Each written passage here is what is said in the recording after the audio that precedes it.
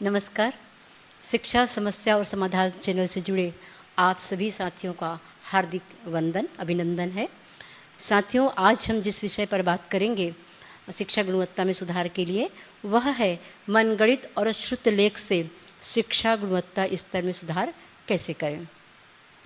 साथियों, विविध समाचार पत्रों के सर्वे रिपोर्ट एवं धरातल की सच्चाई को देखने से ये पता चलता है कि हाई स्कूल में पढ़ने वाले, कक्षा 8वीं उत्तीर्ण 9वीं में पढ़ने वाले विद्यार्थी भी अपने से 3-4 कक्षा नीचे की भाषा की किताब को भी धारा प्रवाह नहीं पढ़ पाते, और गिनती को भी 1 से 100 तक की गिनती में से भी बीच बीच के अंकों को यदि उनको पूछा जाए तो उन अंकों को भी वे ठीक से बता नहीं पाते।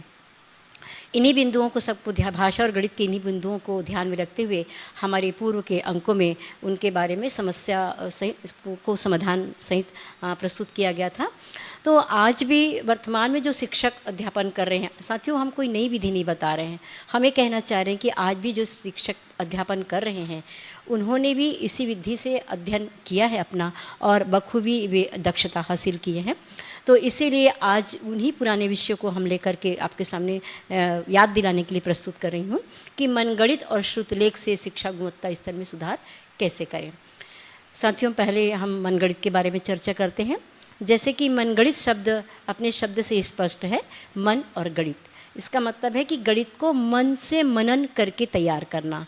इसके लिए विद्यार्थियों को किसी प्रकार से पट्टी, कलम या गोटा, पत्थर, कंकड़ या अबेकस आदि कोई और अन्य सामग्री उसको हल करने के लिए नहीं दिया जाता। केवल उन मनन चिंतन करके सवालों का उत्तर ढूंढता है, पट्टी में चुपचाप लिखता है बिना बोले हुए, ताकि किसी दूसरे विद्यार्थी को सुनाई न दे। अभी दूसरा विद्यार्थी भी इसी प्रकार से मनन करते हुए अपनी पट्टी में उत्तर प्राप्त होने पर लिखे। इसके लिए शिक्षक को एक कालखंड नियमित रूप से कक्षा में तय करना पड़ता है समय सारणी में, ताकि विद्यार्थी को ये पता चल जाता है कि मनगढ़ित का कालखंड पीरियड किस समय होगा। जब शुरू में बच्चे को कुछ मार्गदर्शन देना पड़ता है कि मनगढ़ित के लिए कम से कम केवल 5 प्रश्न बच्चों को दें, कक्षा के स्तर के अनुकूल प्रश्न हो उसमें, तो बच्चों को ये बात करें कि बच्चे अपने पट्टी में 5 लाइन खींच लें, और 5 लाइन एक तरफ खींचने के बाद विद्यार्थी ध्यान से सुने, और सुनने के बाद जब विद्यार्थी को पता चल जाता है कि उत्तर क्या होगा, तो शिक्षक को बताना पड़ेगा कि कोई भी विद्यार्थी उत्तर को मुंह से नहीं बोलेंगे, क्योंकि प्राथमिक शाला के जो बच्चे होते हैं बहुत जल्दी उतावलेपने में जिसको उत्तर मालूम होता है वो झट से बोल भी लेते हैं। तो ऐसे बच्चों को हम सभी बच्चों को निर्देशित करें कि उत्तर जानकारी होने के बाद बोलना नहीं है, चुपचाप उठा करके लिख लेना है। यदि बच्चे ज़मीन में बैठते होंगे टाट पट्टी में, तो बच्चा पट्टी को ज़मीन में रख दे, और यदि वो टेबल कुर्सी में बैठते होंगे तो टेबल के ऊपर पट्टी को रख ले। और बेहतर होगा कि मनगढ़ित के समय में बच्चों को यदि खड़े कर दिया जाए तो एकाग्रता अधिक बढ़ जाती है। साथ साथ में उनके पास कोई संसाधन नहीं होता है, पट्टी, फर्श वगैरह भी नहीं होता है जिसमें कुछ वो जोड़ घटाना, गुणा भाग कर सके। तो साथियों, इसमें हम देखते हैं कि कक्षा के स्तर के अनुरूप प्रश्न बच्चों को, शिक्षक को करना पड़ेगा, ताकि बच्चे एक बार में सुन करके, और प्रश्न ऐसा करना पड़ेगा कि बच्चे एक बार में सुन करके प्रश्न को समझ जाएं और उसको मनन करते हुए हल निकाल सके। इसलिए सरलतम प्रश्न बच्चों को करना है, क्योंकि इस मनगढ़ित का उद्देश्य केवल मनन शक्ति को बढ़ाना है, हमारे चिंतन शक्ति को बढ़ाना है, बिना किसी अन्य संसाधन के। जैसे कि कक्षा 1 के लिए बच्चे को यदि मनगढ़ित का अभ्यास किया जाता है तो उनको 1 से 100 तक की गिनती में से कोई भी अंक बोल सकते हैं कि 76 कैसे लिखते हैं, 35 कैसे लिखते हैं। इसी प्रकार 2 धन 2 कितना होता है। कक्षा 2 के बच्चों को थोड़ा सा इससे आगे की क्रिया हम करेंगे कि जैसे बच्चों को बोले कि बच्चे, यदि 1 पेन की कीमत 5 रुपये है तो 3 पेन की कीमत कितनी होगी। कक्षा 3 के बच्चों को 3 अंक या 4 अंक से जुड़े कोई भी अंक बोल सकते हैं लिखने के लिए। कक्षा 5 के बच्चे हैं तो उनको इबारती वाला प्रश्न बोला जा सकता है, जिसमें पहाड़े की क्रिया, गुणा की क्रिया आएगी। जैसे 1 दर्जन में 12 केले होते हैं तो 4 दर्जन में कितने होंगे। इस प्रकार से 5 प्रश्न, कोई भी 5 प्रश्न कक्षा के स्तर के अनुकूल सरलतम प्रश्न शिक्षक बच्चों को करें, और 5 प्रश्न हो जाने के बाद प्रश्न करने के तत्काल बाद 1 मिनट का समय बच्चों को दें। बच्चे उसका मनन करें, मनन करके चुपचाप उत्तर पट्टी में लिखें और अपनी पट्टी को पलट कर रख दें, ताकि दूसरे बच्चे को दिखाई न दे। साथियों, इस तरह से जब 5 प्रश्न पूर्ण हो जाए तो शिक्षक सभी बच्चों की पट्टी को जांचें, जांचने पर गलत हो तो बच्चों को उस बारे में समझा सकते हैं। हम देखते हैं कि ऐसा करने से बच्चे छोटे छोटे जोड़ घटाना को भी सरलता से कर लेते हैं, जबकि आज की स्थिति यह है कि 2 अंकों के जोड़ घटाने की क्रिया को भी बच्चे कैलकुलेटर के माध्यम से करते हैं। तो इस मनगणित के अभ्यास से निश्चित तौर से कैलकुलेटर का अभ्यास उनका छूटेगा और मनन शक्ति उनकी बढ़ेगी और मनन शक्ति में उनका विकास होगा। साथियों, प्रतिदिन घर से भी बच्चे को पट्टी में एक और रोज़ गिनती या पहाड़ा या जोड़ घटाने के कोई सवाल हल करने के लिए यदि हम देते हैं तो बच्चे की निश्चित तौर से गणित विषय में परिपक्वता बढ़ जाती है। इसी प्रकार हम देखते हैं कि ये तो मनगणित की बात हो गई। अब बात आती है श्रुतलेख की। तो ये श्रुतलेख कक्षा कार्य होता है भाषा विषय में एक कार्य जो हम गृह कार्य के रूप में देते हैं, उसे हम सुलेख कहते हैं। भाषा को सुधारने के लिए सुलेख, इमला, नकल, श्रुतलेख, शुद्धलेख बहुत सारे शब्द हैं। तो जब घर से बच्चा लिख कर लाता है तो उसे हम सुलेख कहते हैं। सुलेख का मतलब क्या हुआ? शब्दों से स्पष्ट है। सुलेख मतलब सुंदर लेख।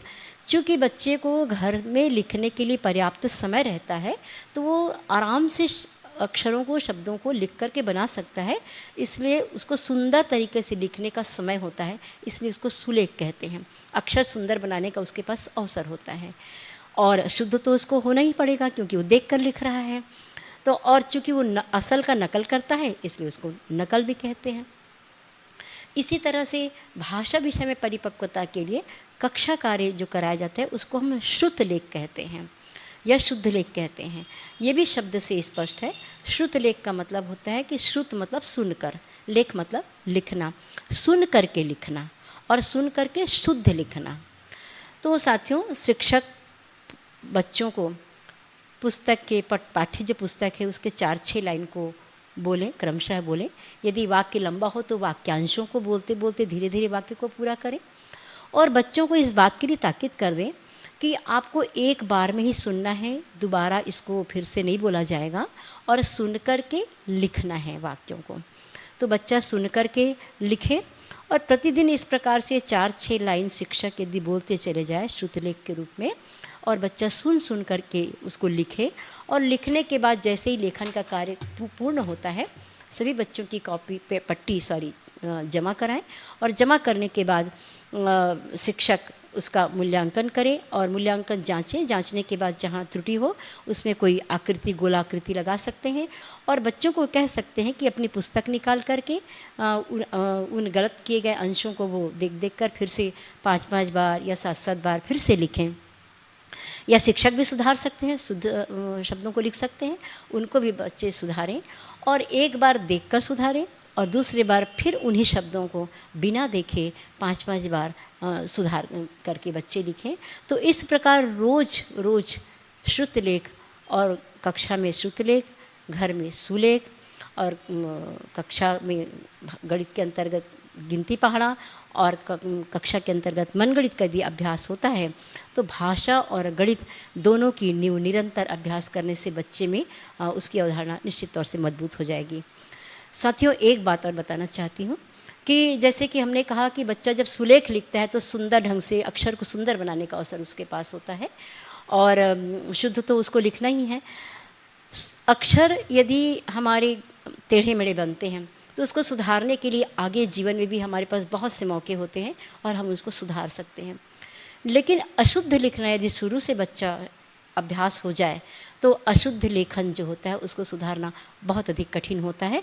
अशुद्धता को आगे बड़े होने के बाद में सुधारना असंभव सा हो जाता है। जबकि टेढ़े मेढ़े अक्षर जिन बच्चों के बनते हैं, बहुत सारे प्रतिभावान बच्चे ऐसे होते हैं जिनको लगता है कि हमारे अक्षर भी ठीक होना चाहिए और वो कसमसाहट होती है उनमें कि अक्षर कैसे सुधारें। तो ऐसे बच्चों से हम कहना चाहते हैं कि वे इसकी चिंता ना करें क्योंकि अक्षर हम कभी भी सुधार सकते हैं। साथियों, हम अक्षर, टेढ़े मेढ़े अक्षरों को हम सुंदर कैसे बनाएं, कभी भी सुंदर कैसे बनाएं। और केवल बच्चे की ही बात नहीं है, शिक्षक, विद्यार्थी, पालक, बड़े, कोई भी जब भी चाहें वो अपने अक्षर को सुधार सकते हैं। हम इसके बारे में बहुत शीघ्र भी आगामी अंक में इसके बारे में चर्चा करेंगे। तब तक के लिए आप सभी को सादर वंदन, नमस्कार, जय हिंद साथियों।